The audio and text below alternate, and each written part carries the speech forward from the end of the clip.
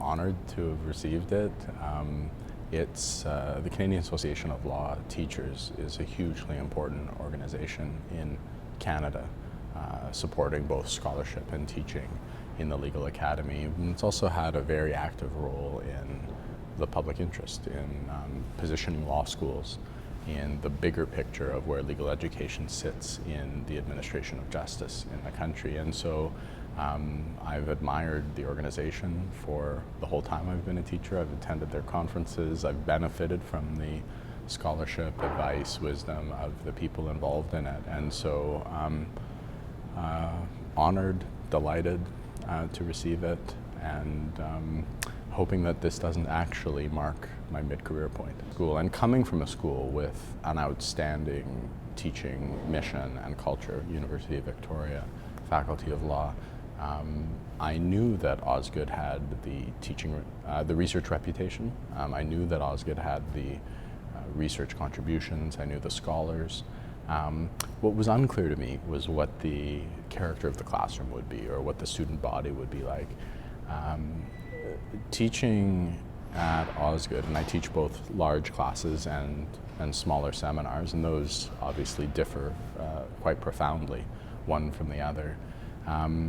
The socially engaged mission of the school, its focus on law as one component of a political and cultural frame that we all live in, that kind of academic vision that Osgoode has long been associated with very much visits itself in the classroom. And so what I end up with, let's talk about one of my larger first-year classes, the criminal law class, a highly diverse student body, incredible range of experiences, range of backgrounds, range of personal and political perspectives, and a classroom environment that is using really the study of law and of the legal rule as a foundation for thinking about larger social issues, larger social problems. Law is always put in the position in the classroom, it seems to me, at Osgoode by the students as both something deserving of attention and respect and care, and also something open to critique and relativizing and putting into context and perspective. And so this kind of attitude in all of the classes of seriousness and concern, but also critical engagement and questioning is very much my feel of the classroom. And so that extent of accomplishment in the classroom, the strength of the students, whether they're active in conversations or whether they just have a kind of quiet critical eye, is been a huge pleasure in teaching at Osgoode. I think it's collegial, it is intense, it is collaborative in moments and solitary in others.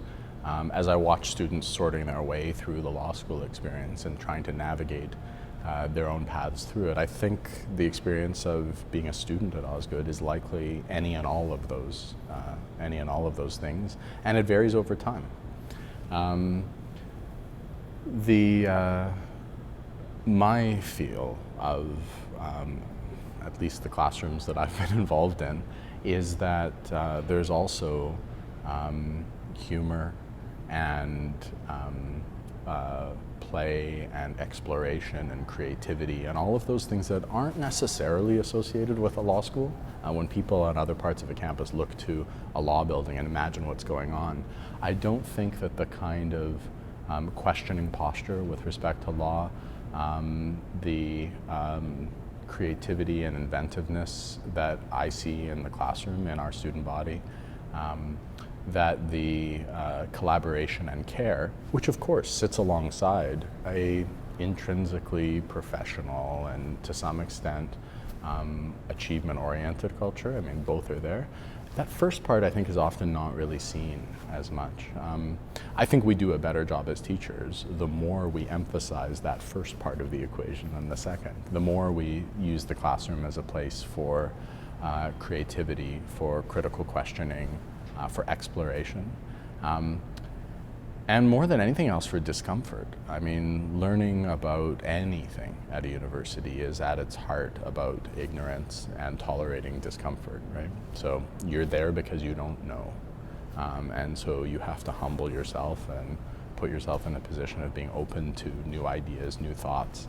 But you also have to become familiar and habituated to the experience of dealing with truths that might be inconvenient to your political positions or to your instincts or wishes about the way the world is. And that's what I mean by the discomfort piece. You know, meeting someone with preconceptions, either about law or about the nature of a social problem, with the most difficult arguments against, with the most difficult positions against, so that everyone is safe, but to some extent on their toes in a classroom, right? I think that's kind of the heart of what one is trying to achieve in at least my sense of a law classroom.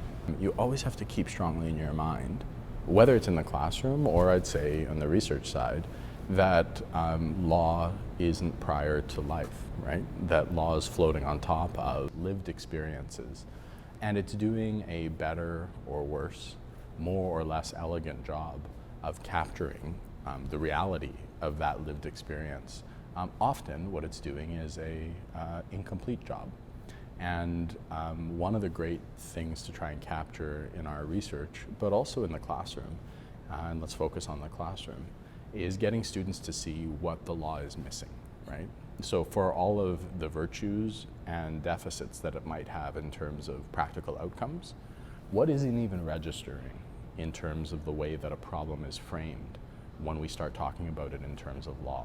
And I think that equips, in a very practical way, equips students for becoming better advocates or better scholars or better public servants or whatever their ambitions are after law school. It's like understanding a little bit better the relationship between law and the lives that law is trying to comprehend, sometimes regulate, sometimes control. And that it's as likely, without care and cultivation, it's as likely to cause harm as it is to solve problems.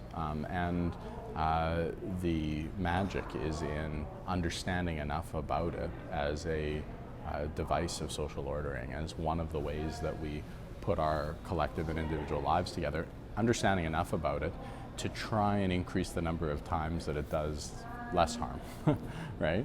Because no one really likes coming to law, right? It's rare that someone comes to law as their preferred option on how to sort through what's gone wrong in their worlds or what they want to achieve in their worlds. It's not never the case. Sometimes law is an appealing mechanism for achieving things. Sometimes it's a mechanism for being safe and secure and protected and all of those things as well.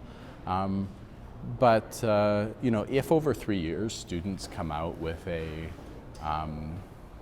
humility about the character of law, as well as a humility about their the absolute correctness of their own perspectives, those are good outcomes, I think, out of a legal education. And I think Osgoode is oriented around that. I think Osgoode is interested in that kind of an outcome.